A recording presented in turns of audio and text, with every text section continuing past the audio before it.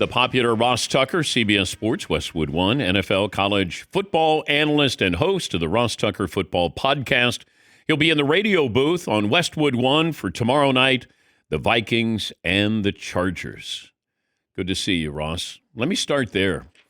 We're starting to get to that point in the season where Carson Wentz, J.J. McCarthy, something better happen here soon for the Vikings, certainly in that division.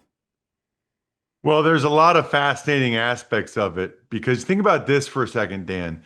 They initially wanted Sam Darnold back by multiple reports as their quarterback because I think they were uncertain about just how ready J.J. McCarthy was to start week one and that maybe he would need some time or maybe this year wouldn't even happen for him coming off the injury. I thought it was really telling that Tom Pelissero from NFL Network came on my show, the Ross Tucker Podcast, in the offseason, and he said that the Vikings actually offered Daniel Jones more guaranteed money than he took to go to Indy. And so a few weeks ago for CBS, when I called that Colts-Titans game, I asked Daniel Jones about that, and he said he felt like the opportunity was better in Indy because of the quarterback situation. So that's a crazy dynamic to me, Dan, that the Vikings knew that they thought Daniel Jones could play pretty well, and they wanted to have a good quarterback. They weren't sure about McCarthy, so they offered Daniel Jones over $14 million guaranteed, but Daniel Jones knew, hey, McCarthy's going to be their guy. He didn't want to have that hanging over his shoulder. He could tell the Colts were kind of moving on from Richardson. So he goes to Indy. The Colts are unbelievable. He's a legit MVP candidate. Darnold's playing fantastic. I have the Seahawks as the fifth best team in football right now. Meanwhile, the Vikings are letting J.J. McCarthy get 100% healed from this high ankle sprain. They're going with Carson Wentz, and he has been up and down, which is pretty much the story of his career. Woody Johnson got in front of a microphone and took a shot at his quarterback, Justin Fields. This is what it sounded like yesterday. It looks like he's turning around parts of it. You know, it's hard when you have a quarterback with, with a rating that we got. You know, he has the ability, but something just is not jiving. But if you look at any head coach with a quarterback like that, you're going to see similar results if you go across the league. You have to play consistently at that position, and that's what we're going to try to do. If we can just complete a pass, it would look good. You know, you got to complete some passes. You got to convince them that you can do something. Okay. Who is the person who signed Justin Fields to that 2-year guaranteed contract that they're still on the hook for, I think, $30 million? He's supposed to make $20 million. He approved it, right? He's the one who brought in Justin Fields, right? Well, at a minimum, he hired Darren Muji, the GM, the new GM, and Aaron Glenn. And Muji made the decision to go ahead and bring in Justin Fields. And you're right, Dan. He has $10 million more guaranteed next year. So whether or not Muji had to run it past Woody Johnson, my guess is when you're signing a guy to be the franchise quarterback, you probably do talk about that with the owner.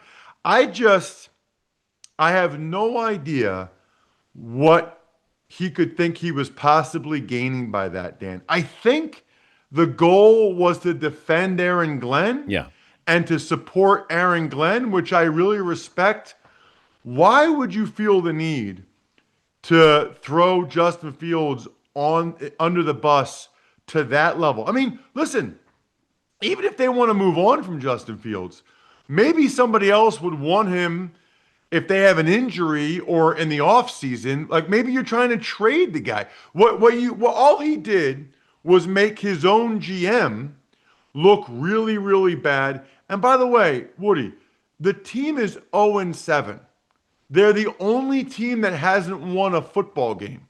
Go ahead and look up all the other quarterbacks in the NFL and some of the guys that have won games this year as starting quarterback. You could have had Mac Jones, Mac Jones, I think, is like 4-1. You could have signed him if you want. I mean, there's plenty of other quarterbacks. Joe Flacco, you ever heard of him? I think he's played for your team twice already. He went out there to Cincinnati and won a game right away. So this whole notion that it's all because of the quarterback is a little bit silly, especially when you consider some of the coaching decisions. Like, I'll never get over whatever that was at the end of the first half for Aaron Glenn in the game against the Broncos in Europe, when they just let 35 seconds go off the clock and just stood there and went to halftime at midfield. It's bad, and Woody Johnson just made it worse. You had the Bengals and Steelers last week. Yeah, that was awesome. Okay. They're just asking Joe Flacco, we're going to protect you, and then just throw the ball, right? Why couldn't Jake Browning do what Joe Flacco's doing? You know, being around a lot of those people there, Dan, they're still trying to figure that out, because 2 years ago in 2023, when Burrow went down, Browning played really well. And because of that, he got a new contract there. I mean, Browning, they thought they had a top 5, certainly top 10 backup quarterback in the NFL. And it's almost like when Burrow went down this time, I don't know if it was the pressure or the weight of it, but Browning just didn't play very well. You know, maybe he thought it was his opportunity to become a starter somewhere and put too much pressure on himself. That's the beauty of Joe Flacco. He just doesn't care. Joe, I mean, he's made $200 million. Okay. The guy's won a Super Bowl MVP. Joe's out there just slinging it. And that was a hilarious game, Dan, because I'm in the booth and I said they should just throw the ball to Jamar Chase every play, whether it was Ramsey or Darius Slay, or he was getting 4 or 5 yards of separation. He had 23 targets. They threw the ball to Jamar Chase 23 times. Not enough, if you ask me. I would be the most hilarious offensive coordinator in NFL history. If all right, throw the ball to Jamar again. Throw the ball to Jamar again. If they bracket him, like they did a couple times, then throw it to one of the other guys like T. Higgins wide open, or Yossi Vash or Fant. I mean, I would say this. I've been a little skeptical at times of just how much wide receivers get paid now. And Chase making whatever he's making, $36 million a year. That was a game where I totally saw it, because he was unstoppable. And then when you went out of your way to bracket him, which means the corner's on outside of him, the safety's inside of him, then you're leaving the middle of the field open, and Yossi Vash has a big catch. Noah Fant has the touchdown. I really thought that was a little bit eye-opening even for me, in the value that you can have created by a receiver that's as unstoppable as Jamar Chase. He's Ross Tucker, CBS Sports Westwood One NFL college football analyst and host of the Ross Tucker Football Podcast, in the Westwood One radio booth for tomorrow night, Vikings and the Chargers. How did Mike McDaniels hold on to his job this week? Well, probably because the owner has one of two schools of thought. So there's the school of thought that when you want to move on from a guy, just move on from him, cut bait, and move forward. There became a few years there, and I want to say it was maybe 2020 to 2023, where owners became very hesitant to fire coaches in season because they were nervous that the interim coach would turn things around and lead the team to a bunch of wins, and that the pressure would then be on them to hire the interim head coach. Well, that's that the only happened logic with the right here. Raiders a couple of years ago. Didn't it happen with the Raiders? Raiders, Antonio Pierce. That's exactly right. 2023, they fire McDaniels. Pierce comes in. They have a lot of success. And there's a lot of pressure on Mark Davis to keep him, because remember, a couple years prior to that, he had fired John Gruden in the middle of the year, gone with Bisaccia, and the Raiders made the playoffs. Yeah. And the Raiders were in the playoffs and almost beat the Bengals in the year the Bengals went to the Super Bowl. He didn't hire Bisaccia. He hired McDaniels. He regretted it, so he felt like he had to give Antonio Pierce that chance. That is what, look, I don't know a single person that thinks Mike McDaniel will be the head coach of the Miami Dolphins in 2026. Not a single person. So, and my guess is Stephen Ross included. So he's electing to not take a chance that he makes Anthony Weaver, the young, well thought of D coordinator, the head coach. Weaver goes on a run. All the players say, we want Weaver, we want Weaver. I don't think Stephen Ross wants to have to deal with that. John Harbaugh has taken away all the locker room toys with the Ravens, according to the Baltimore Sun. What is that going to do for this team? Oh, man. You know what's amazing? It's so funny. Like, we got to Google this, or maybe you guys can talk about it. Depending on whether the team is struggling or when the new coach comes in, I've seen reports on both of these over the years. A new head coach comes in, he brings in a ping pong table and in the player lounge, and it's such a positive for the team because the guys are all hanging out together and they're competing. Like the Eagles have ping pong tables everywhere, and Hurts likes to do it, and Poole, and Hurts does it, and he competes with the other guys, and Sirianni loves it because they're harnessing their competitive edge and they're spending time together. But then there's also the flip side where they take it away and, oh, now we're getting serious.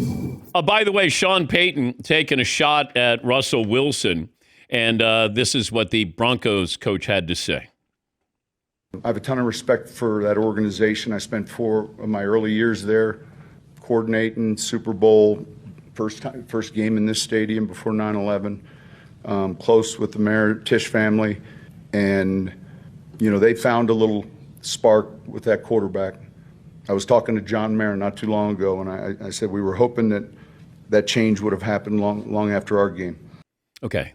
So he wanted to face Russell Wilson, his former quarterback. Russ sent out a tweet, classless but not surprised, didn't realize you're still bounty hunting 15 plus years later through the media, and of course the bounty gate that cost Sean Payton an entire season in 2012.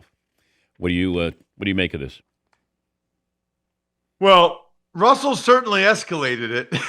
That's for sure. You could have spun Peyton's comment as being primarily a compliment for Jackson Dart and how he didn't want to have to face Jackson Dart. You could have made that the emphasis. Certainly, I think there was a dig at Russell Wilson in there and that was intentional. But, the media took that and really made it seem like it was all about Russell Wilson. Russell obviously didn't appreciate it, was offended by it. I would be too. I don't know if I would have gone where Russell did with it, but you know what? There are people that have the mindset, if you're gonna take a shot at me, I'm gonna come back twice as hard and bring up your lowest, worst moment. I don't care. I'm not a fan of the Giants or the Broncos. To me, it's just entertaining. Get your popcorn ready. And guess what? He was right because the Broncos should have lost that game. I mean, I still can't believe the Giants lost that game. I've never seen that before. 33 points in the fourth quarter.